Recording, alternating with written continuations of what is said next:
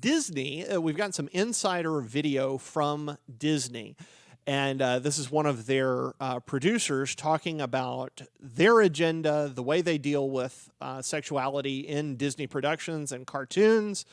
And Russ, let's just take it away with her.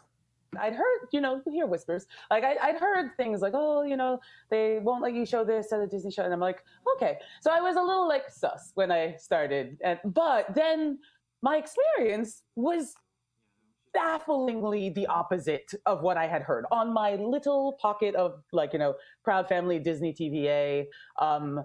The showrunners were super welcoming. Meredith Roberts and our leadership over there has been so welcoming to my not at all secret gay agenda. And so I feel like I felt like it was, maybe it was that way in the past, but I guess something must have happened in the last they are turning it around, they're going hard. And then all that momentum that I felt, that sense of I don't have to be afraid to let's have these two characters kiss, let's in the background to start, I was just wherever I could just basically adding queerness to if you see anything queer in the show, I'm proud family. But I just was no one would stop me, and no one was trying to stop me.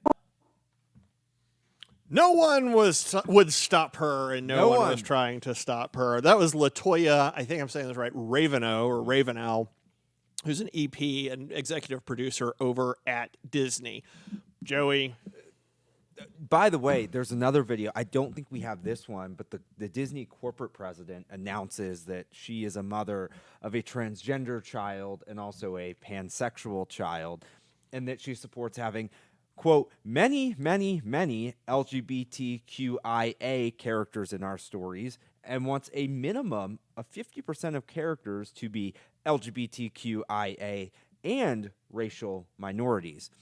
Which these quotas always baffle me, because we're talking about such a small, less than 1% of the population when it comes to trans, but you're going to make 3% when it comes to homosexuality. I bet if you took a poll on the street in the U.S. and asked people what they thought the percentage of America is transgender, they'd say something like 20. We've done that. Did you see the research? Have we talked about that? I don't know if we talked about it. We've talked. I think we even talked about it on the show. It's something Joey and I have never talked about with each other.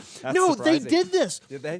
3 weeks ago, YouGov did a poll, and essentially what they did is they went out and they asked they asked a bunch of respondents, what percentage of the population in America do you think is Muslim? What percentage is gay? What percentage is trans? What percentage is X, Y, and Z?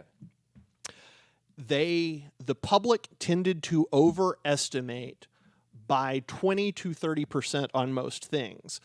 Now, that's not that big a deal if the baseline number is in, say, the 60 percentages. But what happened was you'd ask them what percentage they thought was gay, and they would say 20 or 30%. Well, it turns out it's about 3%.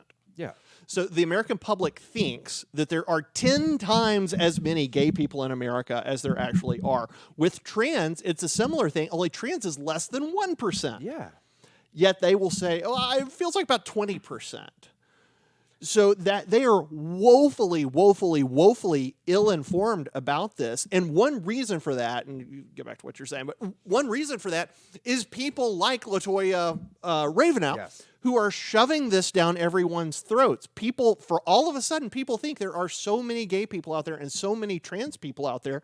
And the reason they're saying that is because this minority, this elite minority in Hollywood and in the media, they are talking about it nonstop. But why in the world would you want 50% of the characters on your shows to reflect less than 4% of the population?